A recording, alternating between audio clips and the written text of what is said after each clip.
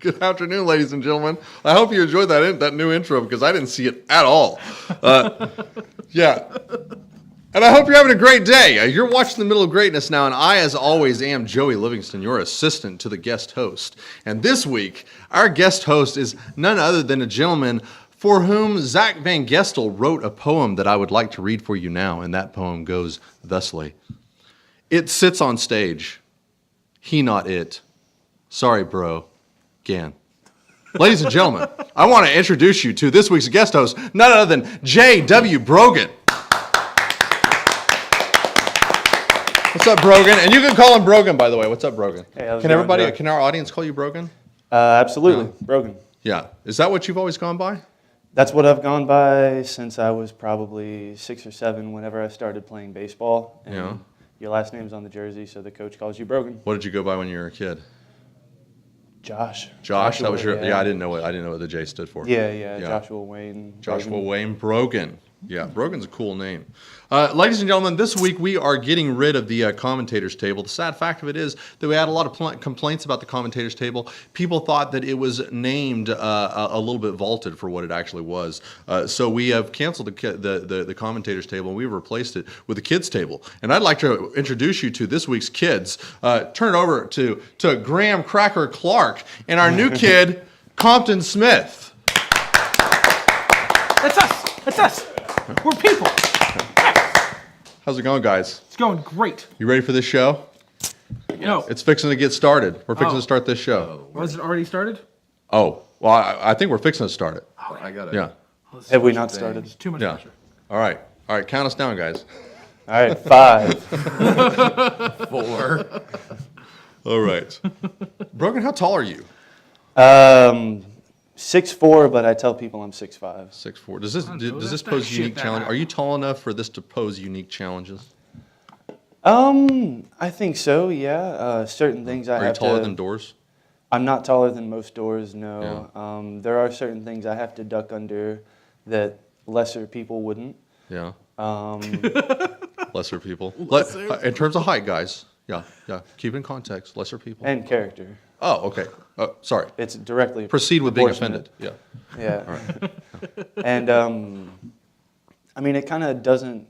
It messes up my equilibrium, I guess, when I skateboard. I've been skateboarding for like Really? 17 Are you years. top heavy? Is your head heavier? Oh, absolutely. That's the thing that has trouble fitting through doorways, not the height. It's the the girth. width, the girth. It's the girth. Yeah, Yeah, it's all about the girth for you. Yeah. Yeah, I can see that. All right. What about typecasting? You ever get typecast? Do you get typecast a lot because of your? Oh man, just really because of my good looks. Yeah. That's More. So you're typecast more in like Tom always Cruise, is always Shaquille O'Neal type roles. It's usually the origin stories of Tom Cruise or Shaquille O'Neal are the ideas I'm pitched. So Scientology documentaries. They've been knocking down my door. Yeah, it's pretty crazy. Yeah, not even documentaries anymore. No, just Scientology. Yeah, we want to talk about. You're a Scientologist now. Yeah. Officially, no. No. No. You don't have enough chakra yet. They haven't paid me enough money to endorse them yet. Yeah. I don't. Guys, have- let's turn it over to the commentators. Commentators, how much chakra do you have to join Scientology? First off, Yeah. it's Thetans. Huh? It's Thetans. It's they. Yes. Oh, Yes. okay. Yes. Second off, Yeah. Oh, is it? What did you say? Mini chlor again? he's a Chlor? chakra. Is it chakra? I would like to say real quick. Isn't Scientology part of the Naruto mythos? Yeah, absolutely. Okay. I Narnia. would like to say though, I feel like Brogan today kind of looks like if a pirate came back from the past and then just put on whatever clothes he found. So he's got the hoodie that was just Pirate on the Terminator. on the clothesline. Yeah. He's got the accent down though. He's got the Pensacola accent down. Yeah, I shop at Ross, so you're not far off. So speaking of being typecast, you have some acting experience. Like how long have you been into drama? Well, I had no interest in school in high school, and so I didn't sign up for any classes, and you have 2 electives or whatever, so I got put into drama, and I just took to it. I really enjoyed So you weren't it. interested in anything. You just got put in. No, yeah, all I cared about was skateboarding, yeah, and Okay. I just got put into drama, and I just really liked it. It was super fun to be able to be somebody else, and That's cool. ever since then. Yeah, I've met you at least 5 times when I was in high school. Yeah, and I'm always someone different. I was you. Yeah, I get it. It's rough. So you posted something I think it was the last week or the week before that on Facebook. You posted a record of your imprisonment. Yes. It was documented, like somebody documented something that you did. I don't even want to put it on here because I would rather you tell the story of what. But first of all, what'd you go to prison for, Brogan? I went to prison for officially burglary of an unoccupied dwelling, petty theft, and criminal mischief. Burglary, petty theft, and criminal mischief. Yeah. Hey, couldn't that have all been summed up under criminal mischief? Absolutely. Just been one charge? Yeah. Isn't every crime criminal mischief? Yeah. That's kind I of think we the could blanket save time charge. Considering that everybody you're gets. in Criminal disguise, mischief too. yeah, and considering that you're in disguise, why didn't we they just call it a ballyhoo? Well, they did call it ballyhoo at first, and I got 2 years on probation, and I failed the first year analysis that I got for dirty urine for marijuana, and I got the 2 years on paper in prison. Oh, is Yeah. that just on paper though? What do you mean on paper? 2 years on paper? On probation. Oh, okay. Yeah. All right, because you tested positive for marijuana. That's why I got the prison sentence. Yeah, I was on probation before that, and I violated my probation. All right, so you're not as smart as Ryan Adams. No, Yeah. not at all. Do you know about Ryan Adams? No, I'm not sure who Ryan Yeah, is. Ryan Adams is a Pensacola he's a comedian out of Mobile, not Pensacola, excuse me. And I always offer to smoke weed with him, and he always tells me no. To which I thought, why didn't I mean, I don't care, but the thought occurred to me, why didn't Adam smoke weed? Turns out he loves weed. He's just on probation. Well, I've got a few friends who can attest to this. I was doing real good for about 2 weeks. Yeah. This is the way it goes. Yeah. And I passed Listen, it up. this is not normal. Everybody does well for 2 weeks. And I even passed it up a couple times at parties and stuff. And then, if I'm being honest, the rap music got to me. It was rap. It was rap. Always the it was, rap. It was particularly, it was Plies. Oh, man. Nailed you. Plies got me, man. Sent you to jail. He sent me to prison. Yeah, there's a Yeah. big Have difference. you written your new rap, Plies Sent Me to Jail?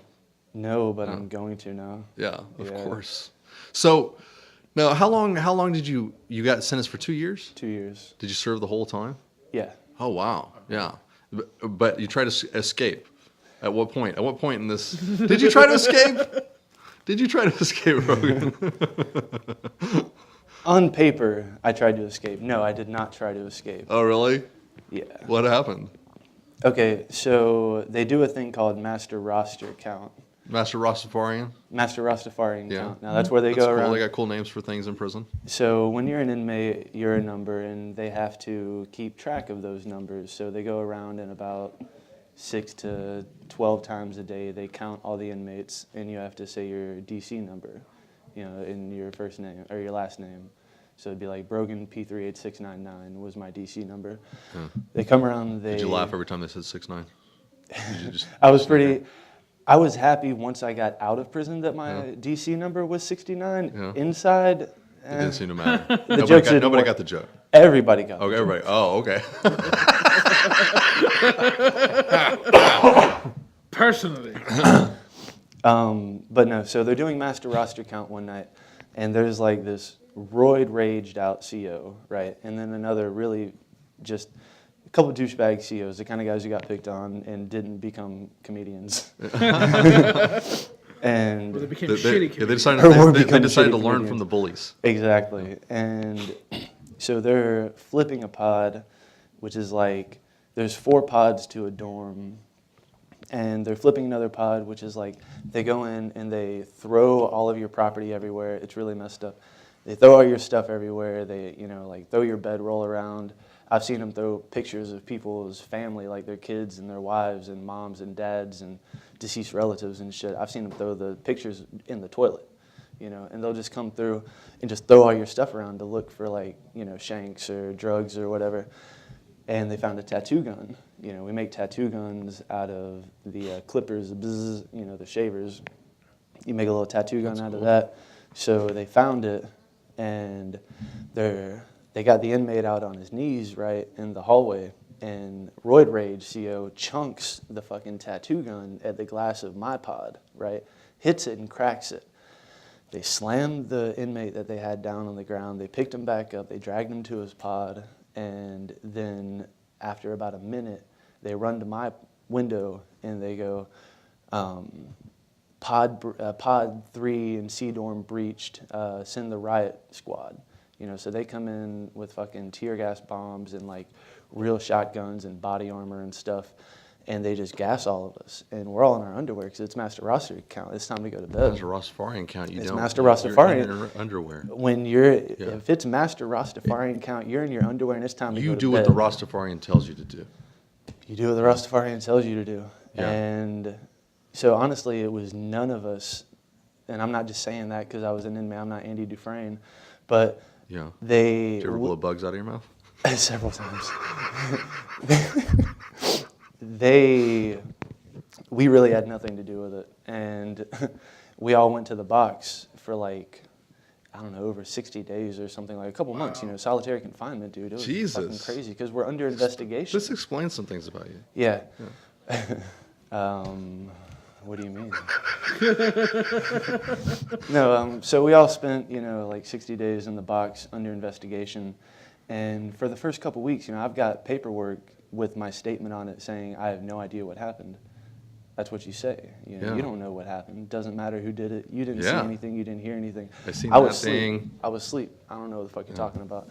And that's the way you got to do it. And that's what every single inmate said. They lined all of us up. They had us all handcuffed and chained. We got the ankles, we got the waist, and we got the wrist shackles, all of us. And we're all chained together. And the Roid Rage CO came to every single one of us and said, "Did you see what happened?" And every single one of us said no.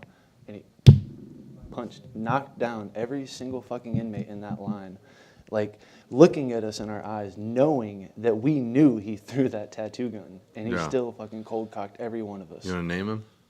No. Okay. No. All right. And That much of a psycho. Officer Donovan. Yeah. His name's on the paperwork. Shame, Fuck him. Shame on you, Officer Donovan. You need to go sit in the corner, Yeah. Donovan. I'll put Donovan in the corner. Yeah. All right. So, did you burglarize an unoccupied home? I did. What'd you steal? I stole like a couple purses and some non-narcotic pills. You're like Jean Valjean. I know. No, seriously. This is Les Miserables Yeah. With purses. She got with purses. Well, a life those sentence for purses stealing to a needy piece of women. bread. Yeah. What do you guys think about that? Have you ever defied the Master Rastafarian? Yeah. Yeah? Every day of my life. Yeah? I tell the Master Rastafarian, "Listen here, Master Rastafarian. I'm not going to do what you tell me. Fuck you. I won't do what you tell me. Yeah. Fuck you. I won't do what you tell me." You know we're talking about the police, right? Yeah. Every single day Okay. of my life. Just making sure. I in fact say, "Fuck the police." Okay. Compton, have you ever Yeah. defied the Master An Rastafarian? appropriate name for the question. I'll let you decide whether or not I won or lost. Are you but, South Compton or North Compton? Both. Okay. That doesn't fly. I know, right? So, profiling contest with a cop. I don't know if you know what disappointment looks like in a cop's face after you've been profiled, but I'm pretty sure it's the look that accompanies an expired tag ticket. After you've been profiled? Yeah, I've had that exact same situation happen to me before. Yeah, I've never seen a cop more disappointed than when he handed me that ticket. I was pulling out onto Highway 90 in Pace, Florida, and I had to go because there was a lot of cars coming. So they tried to say I was speeding. It's like, well, I was pulling out onto traffic. Right. But then I was going like 45.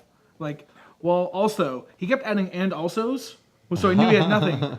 And also, we think your car smells like weed. There was no weed in this car. There had never at any point in the history of that car had been weed in that car. Well, what would you do if a police officer asked if he could search your vehicle? There's no weed in the car. Go for it. Waste your time and mine. He's already wasting you my say time. yes, he can. If there's nothing in there, go ahead. Waste your time. What if there was something in there? Well, if there's something in there, I would. If I was driving with weed, I would probably admit to it, just to save everyone's time. But if there's not, here's the thing: what they're going to do, they're going to call the canines. The canines are going to sniff your car. They're going to bark at your car and act like there's weed in your car, and they're going to search anyway. So you could take the extra 25 minutes to get them in. You could say, go ahead and search. if it was me and I had something in my car, I'd probably admit it to it immediately because I don't know. I read enough about stuff just to save everyone's time and go and get arrested. And it's like, yeah, here it is. My bad. It's probably what I would say. How about you, Compton?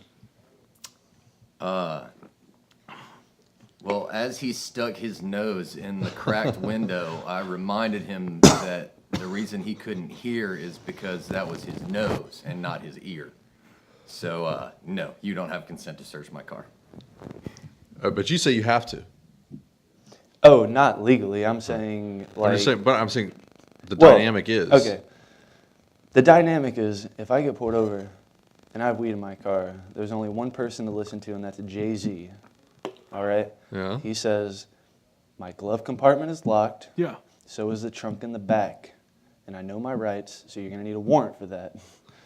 I agree The with problem that. is how many people actually put their weed in the lock compartment in the glove box and don't just put it in the center console. Most and then people just smoke while they drive, in my So- experience. Yeah, So, I think yeah. the idea that you're going to like save yourself some prison time or something like that by being cooperative in that moment is probably a lot of bullshit. It is. I mean, Yeah. I don't know if I'm saving myself prison time. It's just like if it's out in the open and it's not in a locked container, it's going to be found if it's searched. Yeah. Because if they bring in canines, I think if I- like that's the thing, they're going to do what they can to establish probable cause. I'll Cops tell you will the- establish probable cause. I'll give you the exception to that. I made a fool of myself and blew a tire in a really bad spot and pulled over because I was drunk in an even worse spot.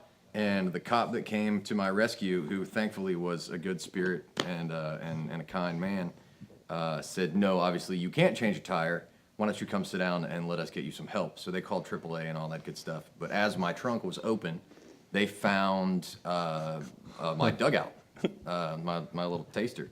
And so they proceeded to go through the car and said, well, we've got to write you a ticket and yada, yada, yada. Eventually, the guy didn't show up in court and nothing came of it. But even if they had brought a dog, they would not have been able to stop the celebration that occurred at my house. After the cop was kind enough to drop me off, I pulled out of my giant parka coat the 8th and the pipe that I had with me in the police car on the ride home while AAA towed my car somewhere else. And I eventually went and did not even have to mess with the ticket because he didn't show up for the court date. Now, hearing this story, he's going to hate me for the rest of his life and be like, that little bastard. But there is a way around, and there is When who hears always this an story? exception. When who hears this story, he's gonna think. The arresting officer. Yeah, I was the gonna say- officer that drove me home. I'm not sure we have too many officers that watch the show. Probably not from, Yeah, from we have where that like was in like the Ohio. entire Apple development team watches this show. They've watched it since the beginnings of greatness. But Good. I don't think we have a lot of police officers that watch. Well, this that's show. all right. That's all right. Because I was literally smoking that bowl before he was out of sight. Good. So the people who will help me keep my phone locked Beautiful. watch the show. Yeah, they're on your team. They're good. Yeah, tell them what you want. You want more than 5 touches? More than 5 multi-touch? Tell them right now. They'll give you 6. So that's my endorsement for don't give yourself up before you have to. Yeah. Well, yeah. Do you suffer from depression, Brogan? Ooh, What a segue. suffer Let me- is a loose term. Some of us learn to revel in it. Yeah. I'll applaud that too. You know, I asked that question for a specific reason. I I found do myself. suffer from it. I found myself in quite a funk this weekend. These guys run a show where I began talking about it this morning. Sometimes I get myself in a funk, and I know that I'm there. I know that I'm being an asshole because I'm there. Sure. I don't know how to get out of it, I think that's my biggest concern. Like, I don't care what's causing the way that I'm feeling right now. Just want to find a way to move past it. You know, these shows, by the way, help immensely. I felt much better after this morning's show, and I'm feeling much better now. Yeah. How do you cope with depression, and how deep does it go? Oh man, it's the framework of my personal building. It is your depression. character. It defines who you are. It absolutely does. I deal with it in a really physical way. You know, like I said, I've been skateboarding for about 17 years. I've been mountain biking for about 6. Yeah. Nude biking for at least 30 minutes. Nude biking for at least 30 minutes. Yeah. Have told that joke at least 30 times to at least 7 laughs. And so, no, what I tend to do is put myself in a physically dangerous situation where I'm 100% in control. I don't get the same release as when I go on a roller coaster. So I don't really think I'm an adrenaline junkie. Yeah. Like those people are, the skydivers and stuff. It I keeps can't your brain fathom. busy. It keeps your brain busy. You have exactly. a really good yeah, reason to stay busy, to stay alive. You can't think about what might be causing your depression, what kind of chemical imbalances or what kind of, environmental. All you can think about is balancing on that skateboard. That's all you can think about. And it's not a English language, is it? No, it's not. It's universal. That's what I like it's about universal. I mean, that's to me I'm not sure how much I would overlap like skateboarding with art. Certainly, loosely speaking, I would overlap it. It's creative, but that's what I love about art is I get into some sort of language that my brain is using to get this picture done that is not like sometimes I'll think, oh, it'd be nice to put like a tree here, but beyond that, it's very visual. The language is very visual. I think it's definitely artistic. It's self-expressionalist for certain. I mean, depending on what mood I'm in, how I'm feeling, even down to things as minor as what music I'm listening to is going to dictate how I'm going to skate. Like if I'm listening to some real good thrash punk, then I'm trying to skate a bowl or a pool or something gnarly like that. Yeah. But if I'm listening to maybe some Biggie or some MF Doom or something, I'm trying to skate a manual pad, do some smooth tech tricks. Where do you skate? I skate at W Street Skate Park, Fort Walton Skate Park. Mobile's got a really cool park. Yeah. I've kind of gotten away from street skating. Locally, like when I travel and stuff, I'll definitely street skate. Yeah. But around here, I grew up street skateboarding, and the spots are pretty much garbage. Anybody who skates out there knows that every single spot in Pensacola has something wrong with it. And it's just not really worth it. I mean, you get hassled so much, and I've always got, some weed on me or something, so it's easier to go to the skate park. Now that I'm older, I'm 28, I'm not trying to, I've proved myself on my skateboard, now I'm trying to prove myself in other areas, more mental, more intellectual pursuits, I guess. Yeah. I've got the video parts, I've got things like that to prove, to my adopted grandchildren later on in life that, hey, grandpa was cool for a little bit, but past that, now I'm trying to do. By adopted grandchildren, do you mean street kids that you found? Absolutely, 100% street kids that do I work found. for you. Yeah, Prom night dumpster babies. Run deliveries for you. Yeah. Yeah. That'll run deliveries for me. All right, let's turn over to the commentators table. Do you guys own any street children? Yeah, like 6. Yeah, 6. Oh, what chores do they? What purpose do they serve? I have one that combs my beard. Yeah. One that combs your mustache. One combs your beard. One combs your mustache. So that's 2 of them right off. Right. The other one gathers my clothes. One of them folds the clothes. Yeah. One of them makes the clothes dirty. Yeah. So it just throws the clothes in dirt. And the other one we just have tea. Just have tea. Yeah, that one lucked out. Yeah. Yeah. That's your real child. That's my real. The 6th one is actually my dog. Oh, okay. All right. Who you call your real child? Sorry, I didn't mean to. I should have specified that your real dog's name is Real Child. Yes. Yeah. Yes. Absolutely. Real child. Yeah. Original. Yeah. We adopted a feral child, and it's mostly just to annoy the neighbors. It's one of those small yappy ones. Yes, of course. But they are really nice. Keep them chained out in the yard. Yeah, and we thought about just getting a lawn jockey to have tea with, like Graham got, but this one was just so cute, and it made us feel good about it not being euthanized. Have you tried having tea with the dog? To adopt it. No, we. Okay. It's really good at annoying the neighbors, so we just let it be happy doing that. Oh, okay. Yeah. That makes sense. Are we not talking about children anymore? I don't know. I've lost completely. We lost the plot a little bit. Did you used to run your own mic? Yes, I have depression. Yeah, for a short time. Yeah, somebody told me that. Where'd you run a mic? Yeah, at 49 Navy Tavern. That's the headquarters for the local motorcycle club, the Vikings. Oh, okay. A lovely bunch of people. Is that who you did comedy for? That's who I did comedy to. They heard it. They absolutely heard it. Did you surf with any of those guys? I surfed with a few bikers, probably none of them. Oh. Yeah. And how did that? So you said you did comedy to them. I was going to say how did it go, but I almost guess feel like that could you've answer already the answered my Okay, question. so this is how it went. This is how it started. The person who gave me the job, I asked her, I said, so is there anything off limits? I always try to establish my boundaries. And she said, okay, just don't do any like biker jokes, So my first night hosting, my first night going up there, I said, so what's the deal with Sons of Anarchy? Just like that. Which, believe it or not, did not go over very well. Well, she told you specifically not to do biker jokes. Yeah, but like fuck her, right? Exactly. It was a Hollywood joke. We might be circling back to why I got in trouble in the first place. Oh, right. Okay. I'm just saying, kids table. I'm just saying it might have gone better if he hadn't told the Sons of Anarchy joke. That's what I'm saying. Yeah.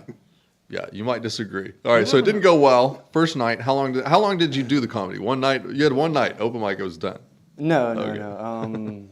I did it for like a month or two, not very long at all. Yeah. It escalated from there. I was pretty certain that I was going to get stabbed at one point. Oh, man. Yeah, not by a biker. So there wouldn't be a lot of people that showed up to the open mic, right? And I would go around and talk to the bar patrons and just ask, hey, do you guys know any knock-knock jokes or something? Just something to get some people up here so I'm not doing 2.5 hours by myself. Right. To a captivated audience of no one. And one person said, yeah, all right, it was this Mexican guy, right? Oh, man. And, shit, I fucked up. He was not Mexican, he was Venezuelan. And I thought he was Mexican, and that's where the whole situation went downhill. Oh, no. So I asked him, he said, yeah, I know a joke. But I'm sorry how offensive that is. He goes, yeah, I know a joke, but I don't want to make anybody mad. I was like, nah, dude, it's comedy. We don't take anything offensive, just tell the joke. And he was like, well, let me tell you. I was like, all right, tell me. And he would never tell me. So I was like, all right, what's your name? And he said, Alibi. And I should have known right away that was a red flag, that he told me that his name was Alibi. And I go up and I call him up. I'm like, we've got a newcomer to the stage. Please give it up for my good friend Alibi. And he's just sitting there. And I'm like, come on up, man. And he just starts shaking his head no. And like an idiot, I wasn't thinking about it. And I just said, because we're sitting there looking at each other. And I go, we can have this Mexican standoff all night. Now, I in no way implied anything about his nationality. Just a way of saying something. Yeah, but he just heard a white guy say Mexican, so he automatically assumed I was calling him Mexican. So he goes, no, I'm not Mexican. I was like, all right, man, I'm sorry. He goes, I'm Puerto Rican. I was like, okay, I understand. I wasn't saying anything. Do you want to come tell the joke? And he said no. So I called it the next comic. And, you feel like an asshole after something like that. I totally just blew it. So I went and I talked to him, I apologized and everything, and he just was not having it. He starts pacing back and forth. And then he runs out of the fucking club, and the bartender looks at me like, oh, shit. So I'm like, oh, shit. So I'm, like, standing by the door waiting for him to come in with a machete or something. I don't fucking know. Yeah. So I was just, but he came back in, and we talked it out, and everything was all right. But it was pretty scary, though, for a second. Like, that was pretty nerve-wracking. Things usually are. I mean, I'm not saying that there are plenty of crazy situations that happen in this world. Statistically speaking, most of the situations, things are going to be cool, don't you think? I think things tend to work out better than I personally think they're going to. Yeah. I'm pretty pessimistic. The problem, in my opinion, comes when you make a wrong decision in a moment like that. Mm-hmm. Like you're afraid something's about to happen. So you react to the thing that you're afraid is about to happen. Like you act as if it is going to happen. Mm-hmm. And then your posture and the decisions you make, the person that you were afraid was going to do something, they react to that, and then something crazy does happen. You know what I mean? Does that make sense? No, absolutely. I mean, Yeah. you definitely send out vibrations that other people pick up. I mean, Don't talk to Compton about vibrations, by the way. Compton, what do you think about vibrations? Compton vibrations, String theory. string theory. All the world is a vibration. It is. I think there's a lot that goes into. Pick your reference. They all start with sound somewhere, and sound is the first vibration, depending on which text you want to look at. It's important, man. Music is sound. Music is vibration. It makes people happy. Would you Right. say It's that a these positive vibrations theory. are good? Is? Good vibrations? Picking I'm them picking up. up. I'm picking up. Is Picking up it those good the- vibrations? Yeah, indeed. Is sound the first vibration though? Because don't you need like some? Can there like not be sound in a vacuum? Yeah, Would there vibration be is not like a- vibration is not sound, is it? Vibration Is vibration is sound? Is yeah. vibration always sound? I think so. Not always. No. No. Isn't it? But Vibration isn't is it turned your into eardrum? sound. Isn't your eardrum picking up, or is that not? Is there a difference between? Don't get what me our wrong. eardrums- Vibration is sound, Yes. but not all vibration is sound. Like things Okay, vibrate okay, yeah, and they yeah, turn yeah. into sound when they hit our ears. That's what sound is the Yeah. conversion of vibration into an interpretation of the brain, isn't it? I mean, I'm not a sound What's expert. the- If a tree falls in the woods. Yeah, exactly. That it comes out of that question. Yeah, that's really. I think it absolutely makes a noise. Yeah. I think it makes a sound. That's it makes vibrations. fucking ridiculous to think that it doesn't make a goddamn sound.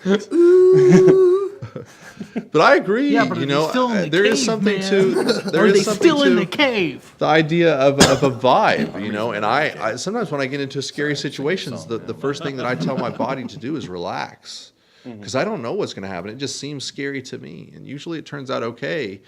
You know, that's why I've got to have people around me that know how to stay calm, especially back porch comedy, right? From time to time. As long as you have a low threshold for what okay is. As long as Yeah. okay is like Yeah. you survived. Nobody's and- going to die. Yeah, yeah. As long as that's okay, then yeah, Yeah. most things are gonna be okay. Isn't that enough? I've not for some people. For me, sure. Yeah, yeah. I mean, Well, sometimes I'll even that's throw too in, much. I'll I even mean, throw in not injured. Sometimes that's a little too much. no, like not going to die as a disappointment. Yeah. Yeah. Let me stop for a second and do some quick promotions. We've got just a few minutes left in the show. We're going to have something interesting that's going to happen after this, guys, and you're going to love it. But before we do that, I want to stop and thank NCG Studios and the crew here for everything that they do for this show, for my morning show, and for all the other shows that we do all Sunday long. Let me tell you about those shows. Starting in the morning, we have This Versus That with Dr. Michael W. Jones and his wife, Rhonda Jones. One's a conservative, one's a liberal. How do they get along? It's impossible. No, it's not. Watch the show and find out. And then you have Quality Control. That's my show. And in the mornings, me and my friends get together and we talk about some serious issues. It's nothing like this show. We're just fucking around here. And then after that, we're going to have Reflections with Rhonda Jones, Monica Livingston. That starts at 1 o'clock. That's with those two and Kimberly Johnson. Kimberly Johnson is crew member number one's wife. They all get together and they talk about the topics of the current topics of the day, topics of the week, topics of the month, things that interest them. And you can jump into that and you can send comments to it to them live. They'll respond to those comments, etc. That's a great show. And then in the afternoon we jump right to the middle of greatness. That's what you're watching right now. And if you don't know what that's about by this point, then you just jumped into the show. That's your fault. So I'm not going to talk much about that. After this, we've got The Place with Dr. Michael W. Jones, and he has philosophers, people from various religious sects, scientists, get together and talk about all kinds of topics, and that's a very fun show if you enjoy learning about new things and philosophy. If you enjoy toying with the idea of religion, that show's for you. I love the show. Dr. Jones is my dad, and I love him. So watch that show and check that out. Independent of my relationship to him, that's a great show. Come and join our audience. This show, this morning's show, all the shows, we want an audience. Okay, so come up here. Bring something to drink. If you didn't bring something to drink, chances are somebody brought a 6-pack that you can partake in. We can't sell you liquor, but some people bring liquor themselves. They love to sit here and drink it. We love for them to drink it. This was a gift to me. Alcoholism. Yeah. So do whatever it takes to relax. Come up here, enjoy the ambiance, enjoy the show, laugh at us, clap for us. Don't boo. If you plan on booing, don't come up here, please. Boo! Yeah. These guys, those guys will never be here again. Lesson learned. Yeah. Okay. All right, that's all I got to say. We love doing these shows. We love having you here. And if you don't feel like you can come here, well, lesson learned. You can. There's not. Let's see. We don't have much time left in the show here, Brogan. Tell me your worst acid trip in 30 seconds. My worst acid trip was, I was down by the bluffs with my homie Aunt, and we thought we saw a spaceship flying across the bay, and now that I look back, it was obviously some military testing flight. So we leave, we run away, we go up. I end up in a really weird social situation where I end up having to give a 8-year-old social advice on having not received any Valentine's Day cards, being the only kid in his class to not receive, and I'm tripping my nuts off. And I'm trying to explain to him that, well, you know, it doesn't really matter. You just wait till next year, and the people who do give you Valentine's Day cards are your real friends, and that's what counts. And I'm saying all this cliche, you know, fucking Bob Saget bullshit. Solid advice. Yeah, I mean, that's all I need to do. And the next morning, I saw the same kid as I was walking out of the apartments. He was a floor above, and I saw him, and he very quickly turned around and jogged away from me. Like, he didn't run, but he quickly Do you know what you did wrong? No, I have no idea. It could be, see, this is the problem with acid, okay? Because it could be just that you talk too much. That could be it. But his mom is the one who put me in the situation. His mom was like, hey, you know, this is what's going on. Yeah. Could you talk to my son? Maybe it was just that he didn't want to be there. And I had no business. I told his mom I was tripping. But because you were tripping on acid, it plays with your mind. Like, what did I do that I didn't perceive that I was doing? That's the mother's fault. That was her fault. I had full, Did you tell full her? disclosure. Yeah. I was like, yo, full disclosure, I'm tripping my nuts people are off. dumb, man. I'll tell you, and I want to call out my boss. First of all, you're dumb. Okay? That's a good person to call because out. my boss does not understand. Like I've explained to him at least twice. This is a big part of what happened that day. Okay, because I've explained to him at least twice that I have a very low tolerance for THC. It does not. I don't care how much I smoke. It really does not take much to get me high. Okay, nice. to get me. It doesn't. But he does not believe me. Okay, so whenever he's trying to keep up with the information that he's trying to put into my brain, and I explain to him, hey, I can't keep up with any of this, he gets mad at me. Yeah, so shame on you. Yeah, don't pull me into situations when I'm off hours and I tell you that I don't need to be in that situation, right? Yeah, Right. Fuck you, Joey's boss. Yeah, Right. and that kid's mom. And that kid's mom. Yeah, they should And get that together. Whoa, no. Let's not fuck that kid's mom because she might have another kid and she's obviously not fit for the first Yeah, one. don't breed with that kid's mom. All right. Okay, this show is, we're coming almost to the end. We just have a few minutes left. And this week, instead of me serenading my guest is going to serenade me. Whoa. Whoa!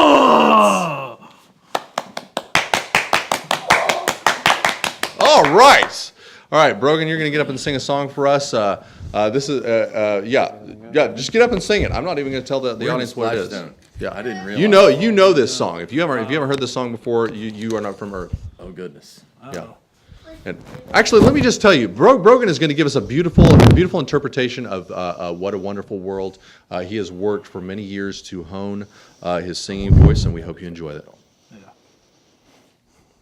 I'm excited. Ecstatic. I'm a little aroused. Should I turn this off?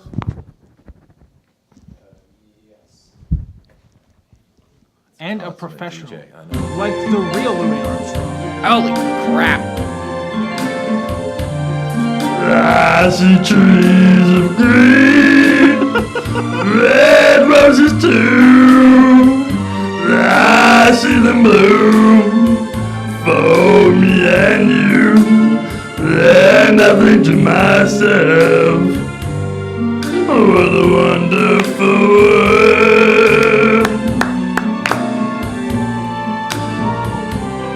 I see skies of blue and clouds of white, the bright blessed day, the dark sacred night. Then I think to myself, what a wonderful world.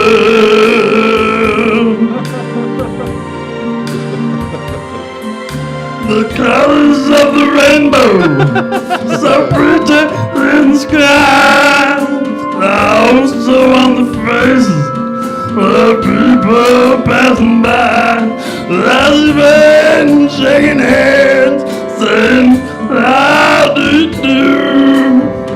There is saying I love you. I hear babies cry. There was more. There much more than I ever knew. And I think to myself, what a wonderful world. Yeah, I think to myself, what a wonderful world.